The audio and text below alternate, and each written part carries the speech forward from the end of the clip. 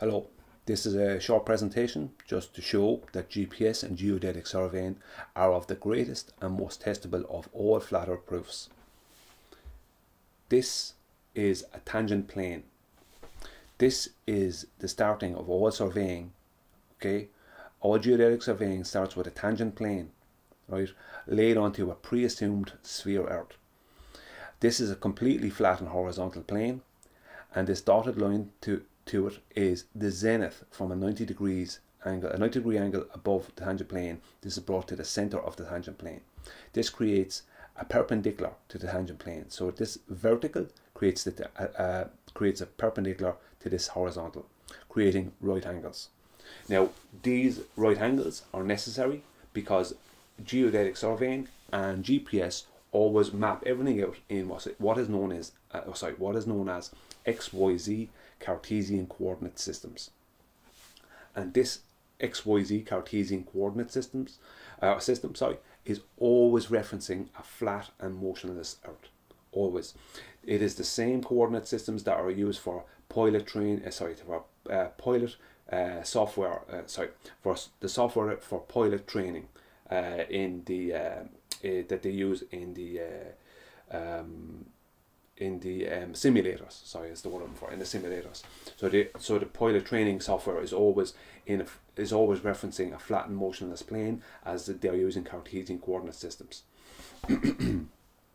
Now, so once they have established the tangent plane, this horizontal plane here, and they have established the vertical of the zenith to the center of this tangent plane, okay, they then, right, should go straight to here and create a Cartesian coordinate system. Okay, this is what would have been the tangent, the horizontal plane here, and this is the zenith, okay, coming down to meet the horizontal plane, right, which creates as a tangent plane, which creates right angles, which is known as basically is creating a perpendicular of the vertical to the horizontal, okay, which always creates right angles. This is using XYZ, this one, which is a 3D Cartesian coordinate system. It also can be done in X and Y, but it is done by GPS and geodetic surveying and used in planar surveying as 3D XYZ. So it's a three-dimensional Cartesian coordinates. It's always made into, they always make, when they're looking to find coordinates, they're always put into these rectangular boxes. I won't go into the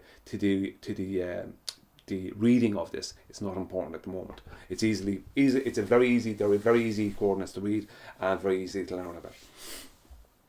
Okay, so this is what they should do straight after this point, but they don't, okay, because they have a pre-assumption of this sphere. So what did they do? Instead of going straight to Cartesian coordinate systems, they have this pre-assumed sphere. On this green box is your horizontal right plane. This is the zenith, creating the tangent to it. This is the tangent plane, okay? So the zenith comes to the center of the tangent plane, okay? And from here, this whole tangent plane here becomes a Cartesian coordinate system, okay?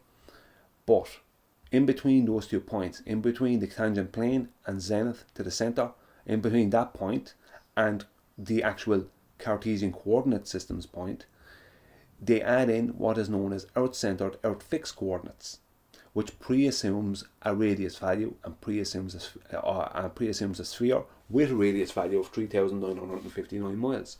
So all the zeniths, okay, to the tangent planes always come to the center of this pre-assumed sphere. So if you have another tangent plane next to this, what happens is that zenith will also go to the center of this pre-assumed sphere. So they will always have everything mapped out in flat. Everything will be mapped out as a flat Earth, always, okay, with GPS and geodetic and planar surveying, always mapped out as flat, okay, but they will be able to show that they have diverging zenith angles, but that's only because they have pre-assumed the sphere. Okay, if they didn't pre-assume it, they wouldn't have these diverging zenith angles.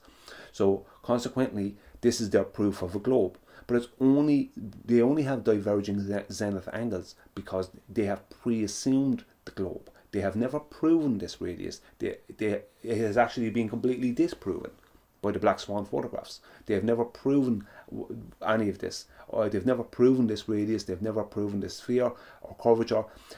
They keep proving that it's not there.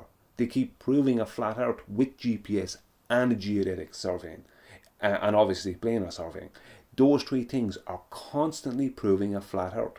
The only proof of a supposed globe they have is the pre-assumption of when they bring the zenith angle to the tangent plane, they bring the zenith angle from whichever part of the sphere they decide to put it on into the center of the supposed sphere.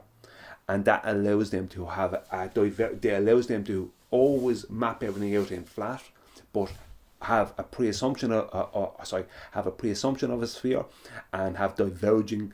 Then, because of this pre-assumption, they can have the diverging zenith angles to back up this pre-assumption. So when you're told that divergent zenith angles proves a globe, it doesn't.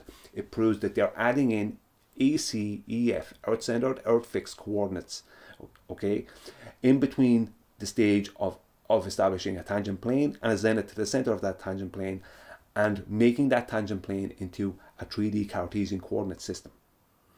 You know, all satellites, all geodetic surveying and all supposed satellite systems all use the ECEF Cartesian coordinates, okay, what they call a Cartesian coordinate system. But ECEF coordinates are just a pre-assumption adding the x, y, and z into a sphere.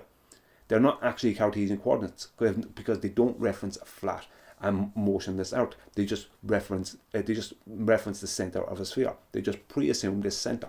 So consequently, ECEF is not Cartesian coordinates. It's just an add-on to allow for the belief in a sphere, and that's what it is. So GPS and geodetic surveying are always proving flat Earth, always, and nobody can debunk that. They have to first prove this radius that they've pre-assumed. They've never proven it. It's only ever been disproven. So they have to prove this radius, but as well as prove all the curvature and everything else that they don't have, that they keep on disproving with the use of Cartesian coordinate systems. What this also does is it allows for them to change these Cartesian coordinate systems once they get them, because they've already pre-assumed the sphere with the ECEF coordinate systems. It allows them to then take these Cartesian coordinate systems and change them into geographic coordinate systems, also known as latitude and longitude, which is based on a sphere, and change them to other projections and other coordinate systems as it suits them. But the Cartesian flat Earth XYZ coordinate systems are that GPS and geodetic surveying and planar surveying all use. They all always reference a flat Earth first. So geodetic surveying and GPS are always referencing a flat Earth, always. It's then converted to whatever model or belief they want to convert it to. And they do this with the use of the ECEF coordinates that they add in between the two stages of the establishment of the tangent plane and turning that into 3D Cartesian coordinates. They add it in between. Okay, so adding in radius, they're inserting R. There is no proof of this R, it's just inserted as a pre-assumption. They're proving flat Earth always. So whenever anyone says whenever anyone says that geodetic surveying or GPS proves a globe, you can show them this and show them no, it proves 100% that we're on a flat and motionless Earth. Never proven a globe, it pre-assumes a globe, completely different. Pre-assumption is not proof. End of story. So, in conclusion, ECEF coordinates, which are used by all GPS systems, are always a precursor to flat Earth XYZ Cartesian coordinates. But ECEF coordinates are always added after the zenith to the center of a tangent plane has been established.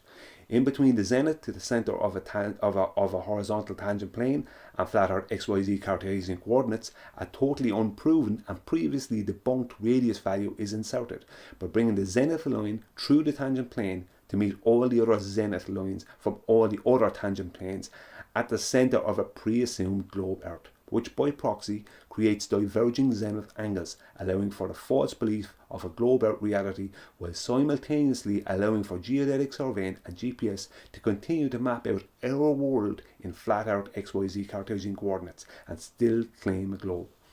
It's a put on, it's a setup, it's a fix, it's not real, it's a pre-assumption. Thank you.